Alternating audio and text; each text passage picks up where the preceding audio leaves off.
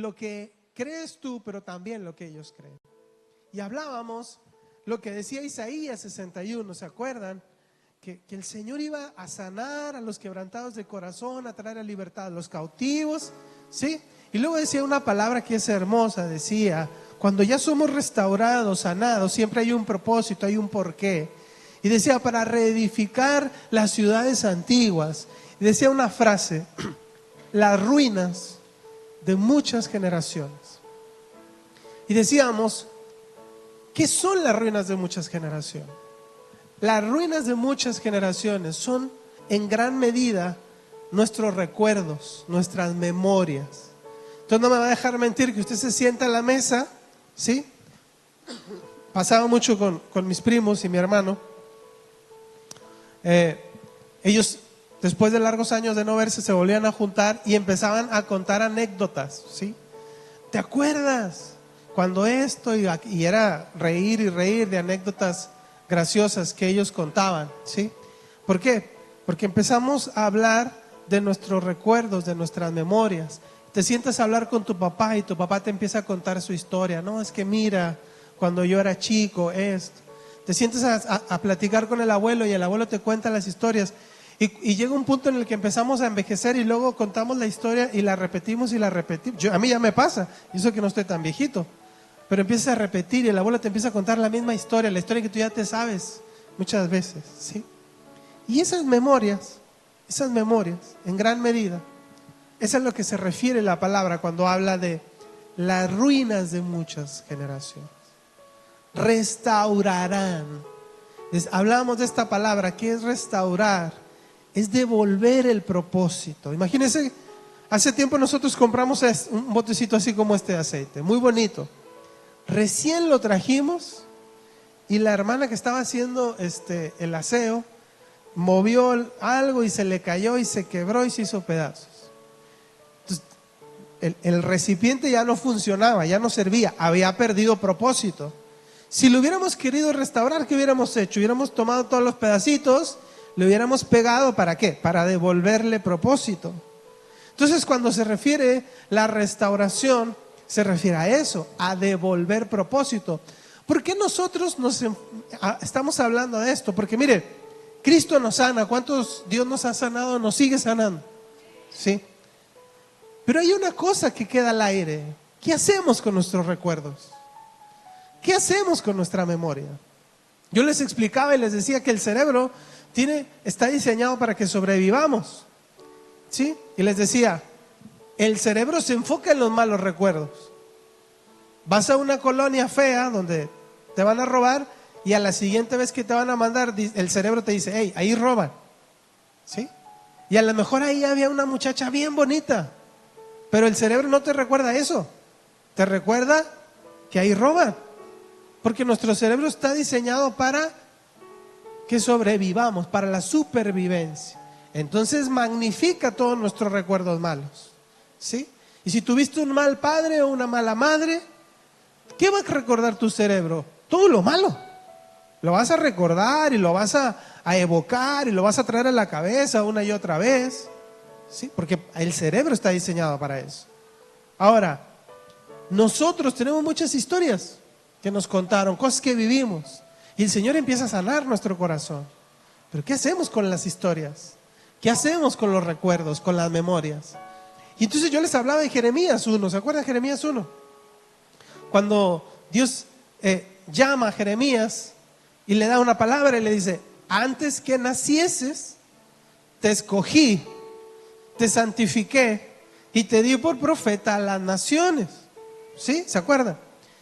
¿Por qué? Porque ¿cómo se redime la memoria? Cuando yo conecto mis memorias a la eternidad. Porque lo que corrompió mi memoria, mis recuerdos, son los acontecimientos de esta vida en este plano terrenal. Pero la memoria se redime cuando yo puedo conectar mis memorias al cielo, a lo que Dios habló de mí en el cielo. Ese debe ser el recuerdo que guíe mi vida, que guíe mi corazón, que desarrolle mi identidad, porque ahora vamos a hablar de eso. Entonces, cuando yo tengo una historia de vida mala, yo me empiezo a contar una historia a mí mismo. ¿Cuántos tienen un diálogo interno en su cabeza? Y algunos tienen un diálogo muy divertido en su cabeza, ¿verdad? Son bien alivianados en su cabeza. Y dices un chiste y nadie se ríe y dices, en mi cabeza sonaba muy gracioso, ¿verdad? Porque acá en la cabeza sonamos cool, sonamos graciosos, traemos cotorreo. Todos traemos un diálogo interno, ¿sí? Pero ese diálogo interno está condicionado por la memoria. Eso es lo que tú no sabes. Entonces tú te empiezas a contar una historia a ti mismo. Y yo les quiero hablar acerca de cómo las historias que nos contamos a nosotros mismos nos afectan. Nos afectan en muchas cosas, pero principalmente nos afecta en la identidad. Ahí nos afecta más. La mayor manifestación de los daños de la historia mal contada que nosotros mismos nos contamos se manifiesta en la identidad. Ahí se manifiesta. Y quiero que vaya conmigo a la Biblia, Jueces 2:10. Jueces 2:10. Dice Jueces 2:10. Le voy a leer la versión textual, la Nueva Traducción Viviente, y luego le voy a leer una traducción que usa la maestra Janet. Ya ve que la maestra Janet es muy culta, ¿verdad? Y nos trae conocimiento que no sabemos, ¿verdad? La versión TPT, que es una versión americana. Jueces 2:10 dice: y toda aquella generación fue reunida con sus padres, y después de ellos se levantó otra generación que no conocía a Jehová ni las obras que había hecho. ¿Sí? Ahora fíjese cómo dice la Nueva Traducción Viviente. Después de que murieron, el mismo versículo, todos los de esa generación, creció otra que no conocía a Dios, ni recordaba las cosas poderosas que Él había hecho por Israel. Y la versión TPT dice: eventualmente después, toda esa generación murió y fue sepultada. Y esta es la que más me gusta, porque esta es la que más refleja lo que Dios quiere hablarnos. Dice: la siguiente generación olvidó a Yahvé y todo lo que Él había hecho por Israel. Mire, vamos a irnos, y quiero que preste mucha atención porque entienda de parte del Espíritu que le va a servir mucho esto. Pero vamos a irnos de a poco. Para yo poder comprender por qué dice eso, yo tengo que saber cuál era el contexto en el cual se escribe el libro de los Jueces. Israel es una nación a la cual Dios escoge de una manera maravillosa. Son esclavos en Egipto, son liberados de Egipto. Dios abre el mar, les da el maná, pegan a una piedra y sale agua. Se topan con agua amargas, le echan un árbol y el agua se hace dulce. La ropa nunca se envejece, nunca fueron ellos a comprar ropa, ni el calzado. 40 años vagaron en el desierto bajo condiciones súper difíciles, y Dios siempre los sostuvo en medio del desierto, ¿sí? Ahora, ellos habían escuchado esa historia. Era la historia con la que ellos crecieron. De hecho, fue tan importante que los pueblos alrededor le tenían miedo a Israel, porque decían: no, es que el Dios de Israel está potente. O sea, el Dios de Israel abre el mar, el Dios de Israel les da comida. O sea, el Dios de Israel es otra cosa. La gente le tenía miedo. Pero cuando se muere Josué, que fue de los últimos de esa generación que vio esos milagros, o sea, él fue testigo de eso, él lo vio. A él no se lo contaron, él lo vivió, ¿sí? Cuando se muere, viene la época de los jueces. Cuando son escogidos es la época de los sacerdotes, pero cuando se muere viene la época de los jueces. Y la época de los jueces es una época que se parece mucho a nuestro estilo de vida. La época de los jueces se olvidan de Dios, ¿se acuerdan? Otra generación que no conocía a Dios, que no vio. Otra generación dice que olvidó lo que Dios había hecho con ellos, ¿sí? ¿Y qué hicieron? Empezaron a adorar a Baal, a Acera, a otros dioses. Se olvidaron de la ley de Dios. Eran sometidos a esclavitud, clamaban a Dios, y Dios levantaba un héroe, un libertador, un juez, ¿sí? Sansón era un juez. Dios lo levanta pelea por el pueblo y los libera. Pero se muere el juez y vuelven otra vez a olvidarse de Dios. Vuelven a hacerlo y así viven 300 años aproximadamente. O sea, varias generaciones viven así durante ese tiempo. ¿Contra quién peleaban los judíos, los hebreos? Peleaban contra los madianitas, ¿sí? Contra los amalecitas. Y los madianitas eran perversos. Los madianitas eran malos, ¿sí? O sea, por ejemplo, Roma, que es el imperio que conquista Israel en el Nuevo Testamento, Roma los lleva a otras tierras, les enseña otro lenguaje, les enseña su religión, pero Madián no hacía eso. O sea, Madián no. Se convirtieron 7 años en esclavos de Madián, pero ellos no hacían eso. ¿Sabes qué hacían? Es perverso, es diabólico lo que los madianitas hacían. Los madianitas hacían esto. Israel se preparaba para la siembra, trabajaban, sembraban. Cuando era el tiempo del fruto, llegaban los madianitas. Los dejaban que ellos segaran todo. Y cuando ya habían segado todo el fruto, llegaban los madianitas y se los robaban. Se los llevaban ellos. Y si a ellos les quedaba, ya era suficiente para ellos y había más sembradíos, ¿sabe qué hacían? Los quemaban. O sea, lo que ellos querían, a ellos no les importaba enseñarles nada, no les importaba la tierra, no. Ellos querían ver empobrecido a Israel. Ellos querían ver que Israel estuviera en la miseria. Les cortaban el suministro de agua. Yo le preguntaba a Dios, Señor, ¿por qué no peleaban? ¿Nunca le pasó a usted que tuvo un abusador en su vida? ¿No le pasó? ¿Nunca tuvo un abusador en su vida? No me diga eso, porque si nunca tuvo un abusador, entonces usted era el abusador. Yo me acuerdo en el kinder tuve uno, todo el tiempo me pegaba y me pegaba y me pegaba. Yo como era muy buen niño lloraba. Maestra, ¿qué cree que hacía la maestra conmigo? Otra vez me pegaba la maestra, ¿sí? Hasta que llegó un día que dije, basta, ¿sí? Entonces le pegué yo a él, sí, me cansé. Y yo decía, ¿por qué los israelitas nunca se cansaron? ¿Por qué no peleaban? Y es que coincide que los madianitas aprenden a domesticar camellos. Y los camellos eran animales enormes para ellos. Entonces ellos llegaban montados sobre camellos y ellos se espantaban de verlos. Por eso ellos no tenían el valor de pararse a pelear contra ellos. Les tenían miedo, eran beduinos los madianitas, por domesticar camellos. Por eso ni siquiera intentaban pelear ni defenderse. Entonces en medio de todo eso, ¿sí? En medio de todo eso, Dios manda a un profeta y les dice, hey, ustedes se olvidaron de mí. Ustedes se olvidaron que yo los saqué de Egipto, que yo los ayudé, que les di esto, se olvidaron de mí. Por eso estaban viviendo esto, ¿sí? Entonces el problema de Israel realmente no era tanto la pobreza.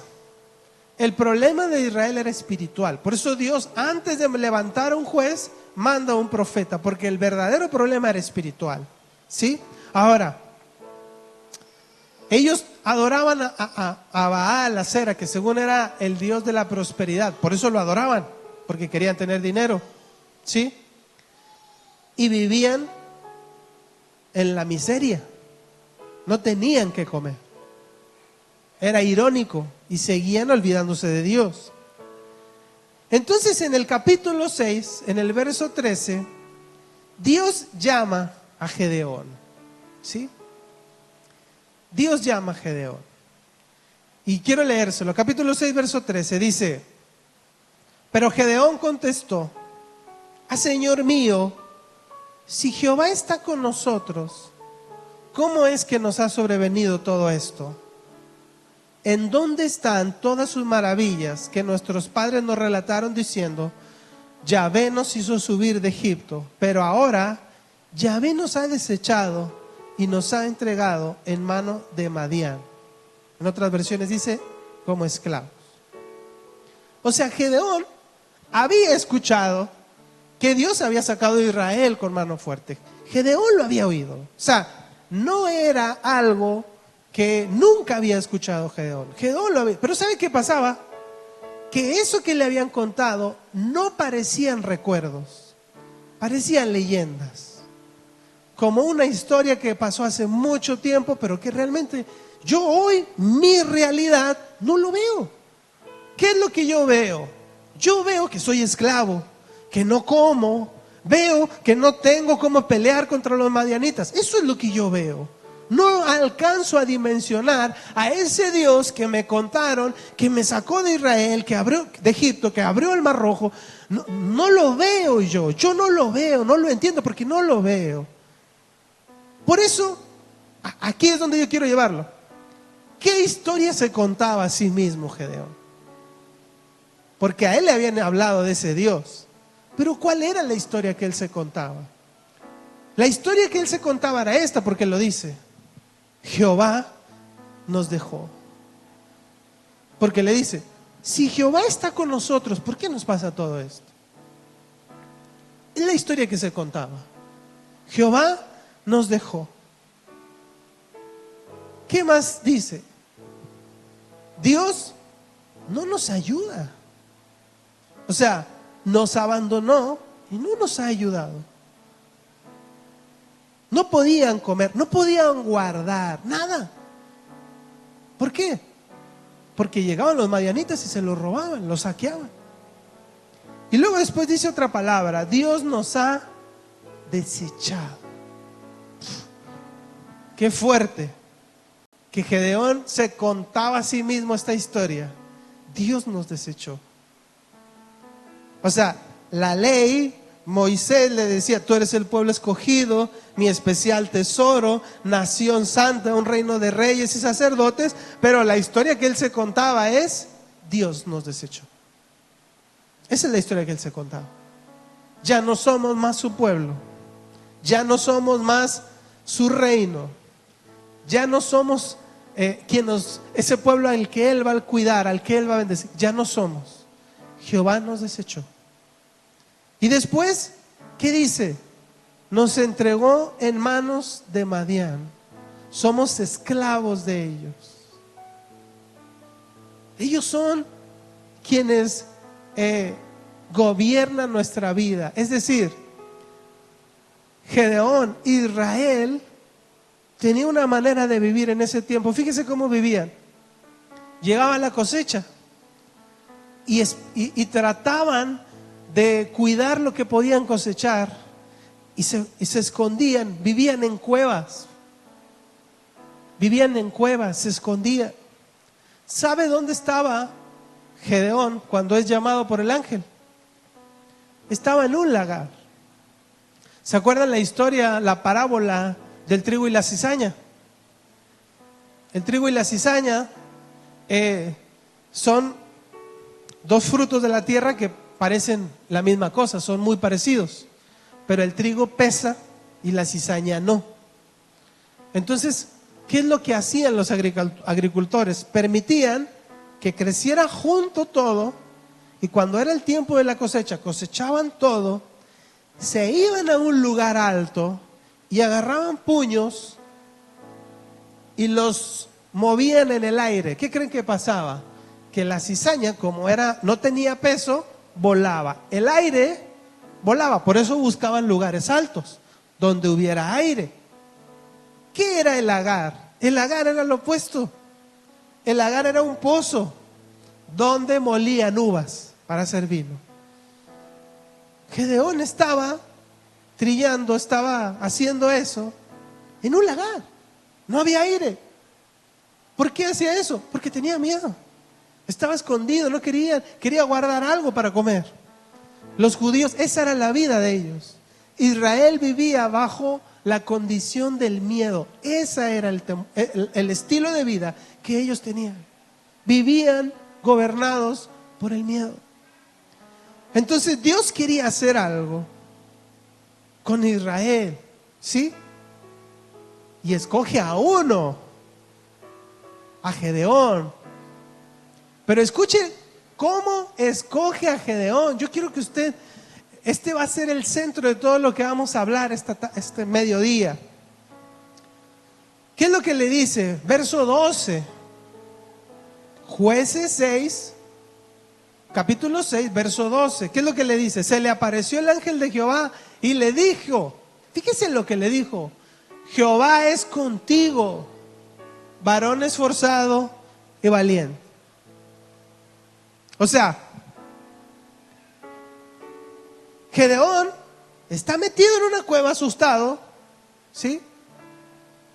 Y el ángel se aparece y le dice, valiente. O sea, Gedeón actuaba como cobarde, pero el ángel le dice, tú eres esforzado y valiente.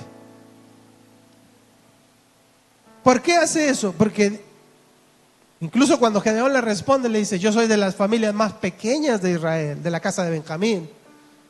O sea, él se sentía inferior. Pero ¿qué le dice el ángel? Eres esforzado y valiente. ¿Por qué hace eso? Porque Dios nos llama de acuerdo a la identidad que Él puso en nosotros, a nuestro propósito. Dios no nos llama por lo que nos condicionó en esta vida a ser lo que hoy somos. Por eso a veces hablamos y profetizamos en casas y a veces pareciera ser que lo que profetizamos no tiene sentido. Pero Dios llama las cosas que no son como si fueran. Entonces, matrimonios destruidos, profetizamos naciones, porque hablamos desde lo que Dios ve, no desde lo que condicionó este mundo. Por eso el ángel le dice a Gedeón, varón esforzado y valiente.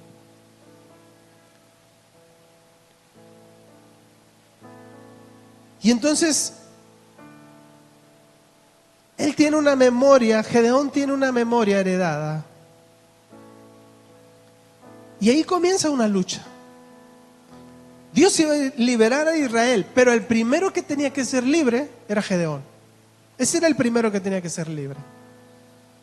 Porque Gedeón comienza una lucha en su cabeza. ¿Cuál era la lucha? Si Dios está con nosotros, ¿por qué nos pasa esto? Dios le da una palabra y le dice, imagínense, usted está batallando, está contando los pesos para llegar a la quincena. Y viene Dios y le dice, hey, dice el Señor que te va a prosperar, que te va a bendecir, que vas a poner un negocio, una empresa y que le vas a regalar un carro al pastor. No, no sé. Y usted ve su realidad. No tengo para pagar, no tengo para comer. Esa es mi realidad. Y entonces comienza una lucha aquí en la cabeza de algo que Dios ya me habló, pero que a mí me cuesta creer porque mi realidad condiciona la voz de Dios. Entonces, ¿por qué Gedeón decía estas cosas? Porque el cerebro siempre busca coherencia. ¿No le pasa a usted? Que de pronto usted vive una situación difícil y le trata de encontrar una explicación, ¿no? Por ejemplo, cuando nos enfermamos, ¿no? Decimos, no sé, de pronto le duele el estómago. Ay, me duele el estómago. Y le dice, ya sé, fueron los camarones que me comí hace rato. ¿Sí? Aunque usted, los camarones es lo de menos, ¿verdad? Se comió 1 kilo de chicharrón con tortillas de harina y por eso le duele el estómago. Pero usted le trata de encontrar una explicación. Eso hace el cerebro todo el tiempo. Le pasa algo malo y el cerebro trata de encontrar una explicación. Por eso Gedeón parecía lógico, ¿no? Si Dios está con nosotros, ¿por qué me pasa todo esto? Él estaba tratando de encontrarle una explicación. Entonces, la memoria que él tenía era otra, o sea, los recuerdos que él vivía, porque acuérdense que eran 300 años que había vivido así Israel. O sea, él nació en medio de la pobreza, nació en medio de ataques, de no vivir bien, así nació él. Y así vivía él. Esas eran sus memorias y las memorias de sus padres. Entonces cuando Dios viene y le dice algo tremendo, le dice, Jehová está contigo. Espérate, yo veo que Dios no está con nosotros, porque Israel interpretaba que Dios estaba con ellos cuando había comida, cuando había lluvia y cuando eran libres. pero no tenían comida, no eran libres. Bueno, si tenían comida, llegaban y se las quitaban. De nada servía que la tierra diera fruto.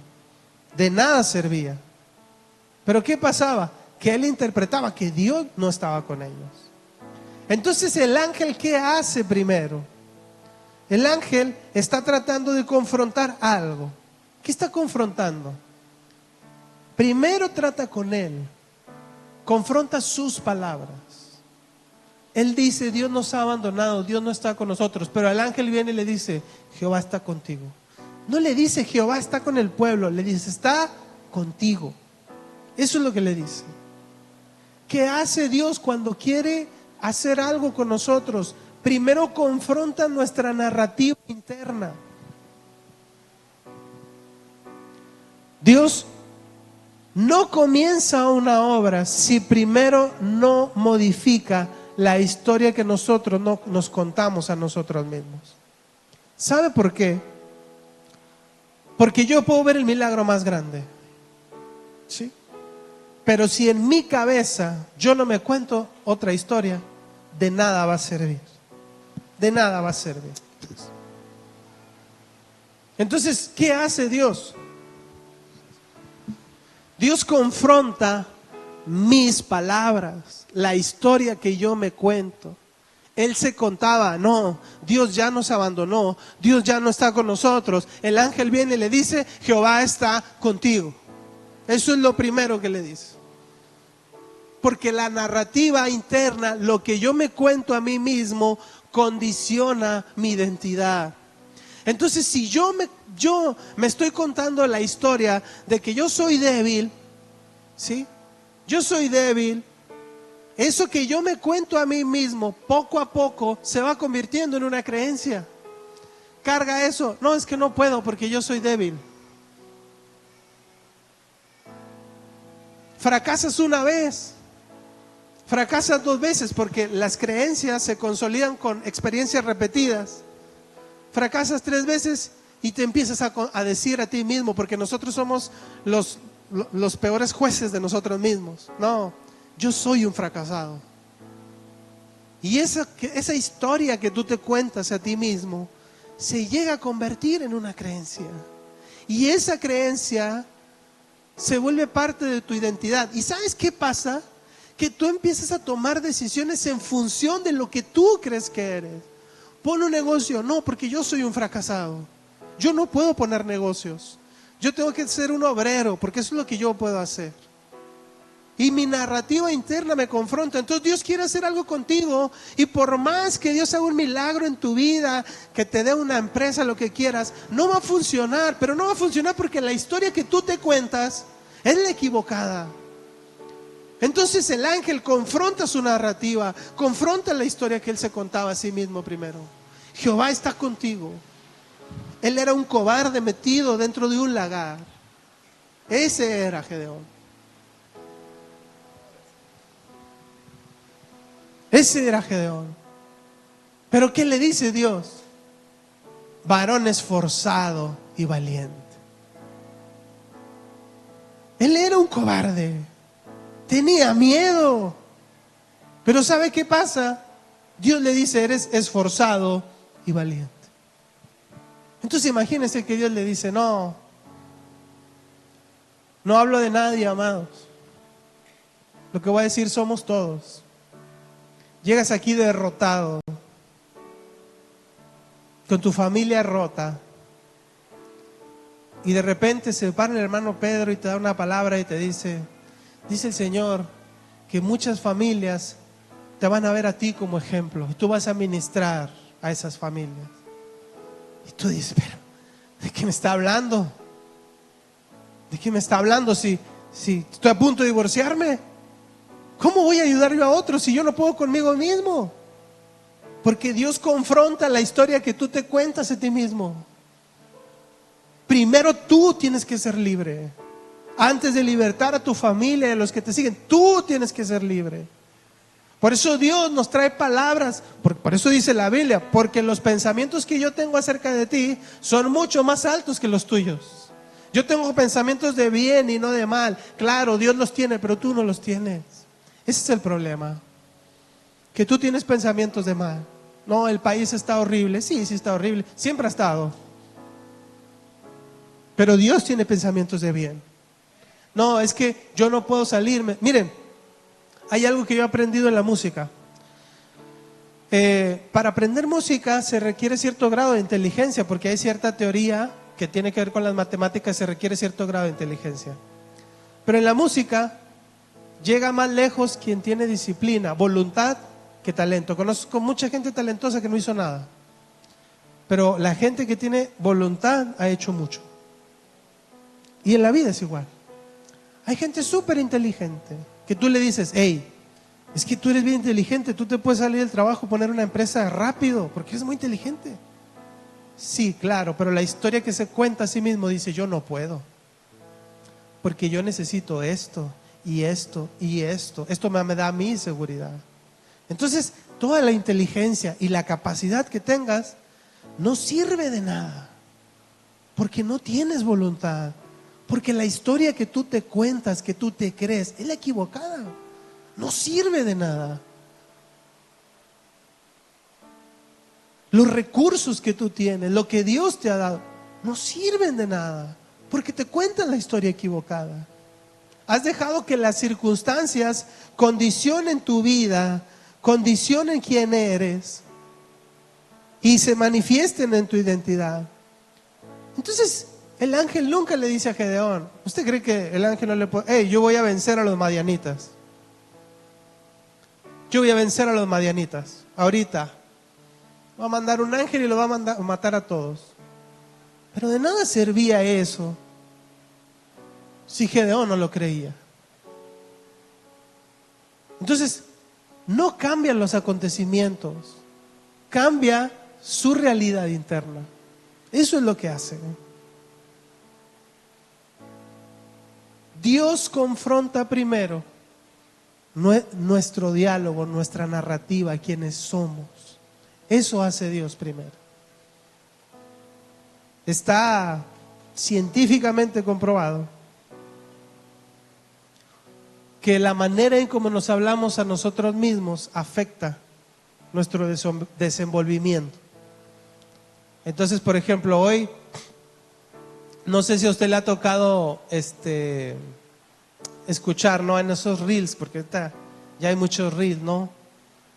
Y estos coachings de vida te dicen, cada mañana que te levantes, levántate, ponte frente al espejo, ponte las manos en la cintura, porque esa es la posición de superhéroe, de Superman.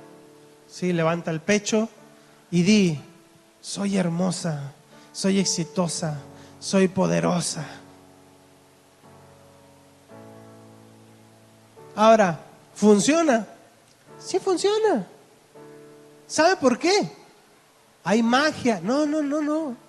Porque la manera como nos hablamos a nosotros mismos afecta quiénes somos, afecta nuestra seguridad. Si yo me siento que no puedo, no voy a poder. Al final, la historia que nos contamos a nosotros mismos condiciona también nuestra capacidad. Si creo que voy a poder, voy a poder. Miren lo que pasó. No sé si ya les había contado, pero si ya se los conté, ni modo, ya estoy envejeciendo, ¿no? Acostúmbrese, diría Hasia. Hasta 1960 había una idea en el ser humano. El hombre no tiene la capacidad de correr 100 metros en menos de 10 segundos.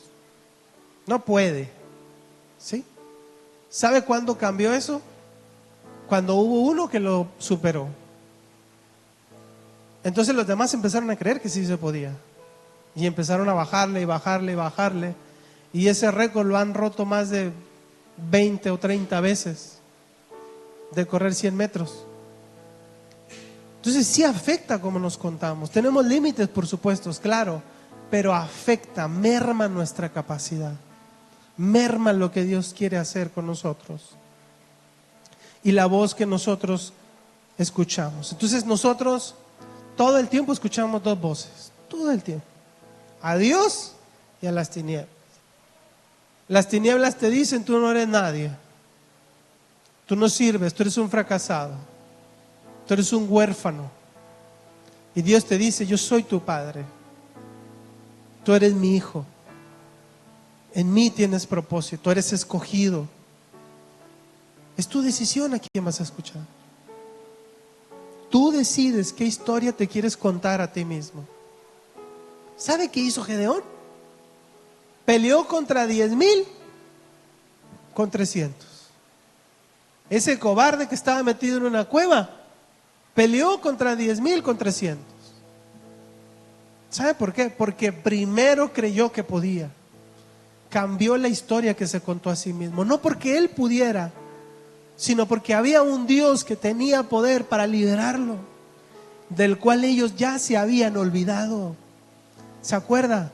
Y la generación olvidó a Jehová y las cosas que Dios había hecho. Dios ha hecho cosas muy buenas con usted. ¿Por qué se sigue acordando de lo malo? ¿Por qué permite que sus memorias definan quién es usted hoy? ¿Por qué deja? ¿Por qué le da tanto valor, tanta importancia? ¿No dice Pablo en Filipenses: todo lo bueno, todo lo honesto, si hay virtud alguna, en eso pensad? ¿Por qué pensamos lo malo? ¿Por qué pienso de mí mismo todo lo negativo? ¿Por qué me olvido tan fácil de lo que Dios me ha dado? ¿Por qué? ¿Por qué si Dios una vez me sostuvo, no me va a sostener ahora? ¿Cuántos Dios los ha sostenido en medio de una crisis?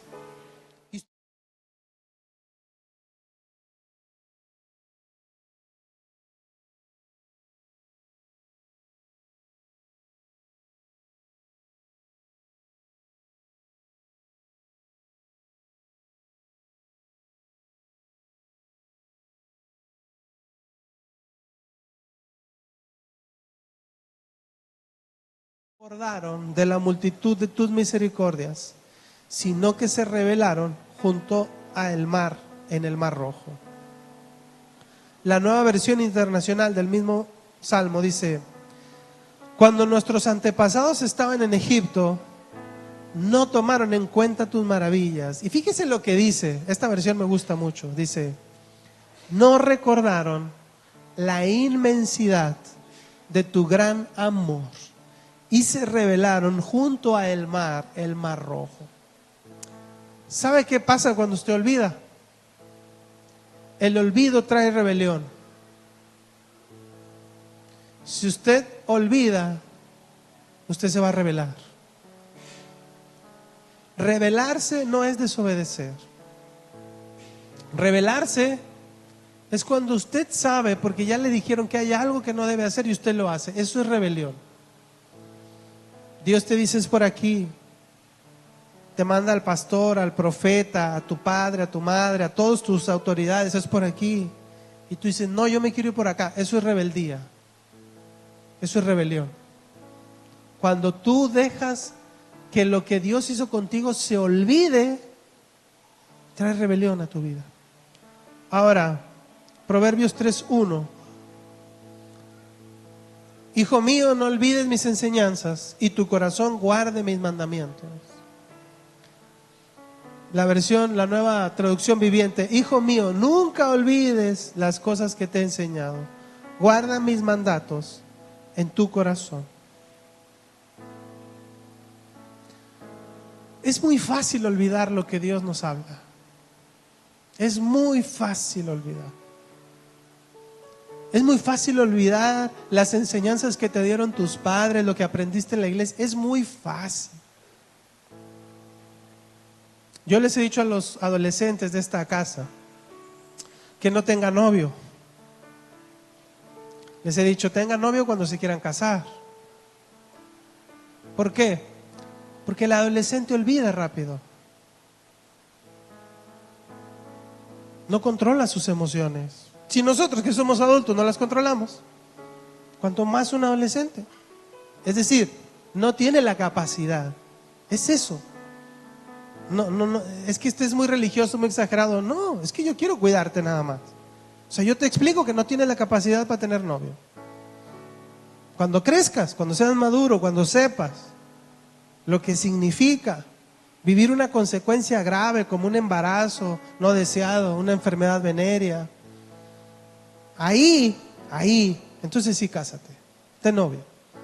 Pero cuando tienes 16 años, 15, 14, no tienes idea de lo que cuesta ganarse las cosas en la vida. No lo hagas. Olvidas las cosas muy fácil. A esa edad se olvida lo que Dios te ha hablado, lo que tus padres te enseñaron. Lo mismo nos pasa a nosotros. Nos olvidamos muy fácil de Dios. ¿Sabe cuándo nos acordamos? Cuando nos llega el agua al cuello. Aquí que ya no podemos. Señor, cuando estamos bien, nos olvidamos de Dios. El olvido también trae ingratitud.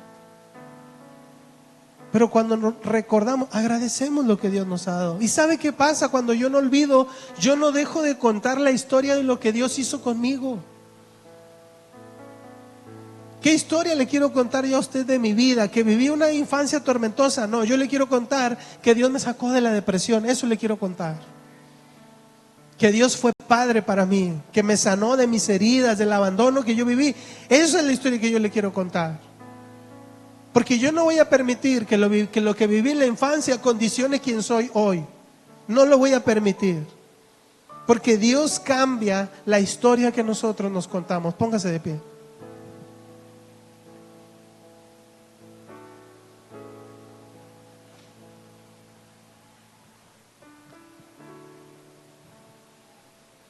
Hay cosas muy difíciles que usted ha vivido.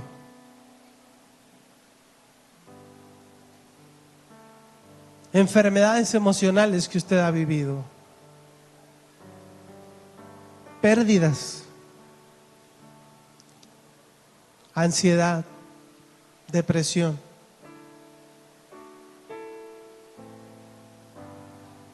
Usted ha perdido mucho. Ha tocado fondo.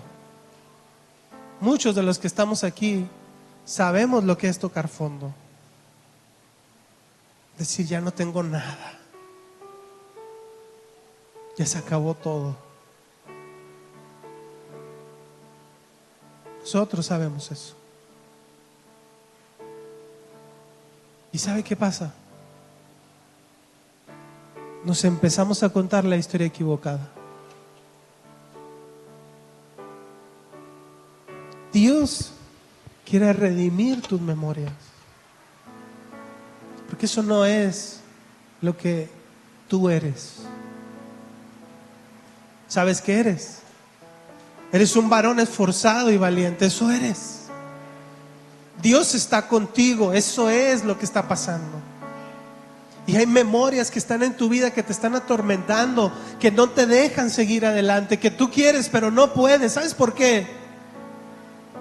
Porque estás permitiéndole a las tinieblas que no disfrutes el Dios que hoy tienes y lo que Dios te ha dado.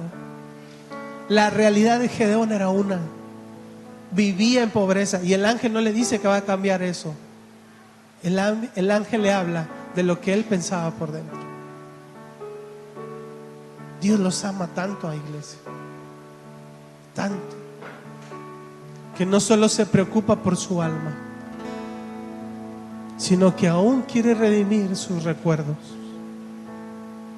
Así que yo quiero que cierres tus ojos.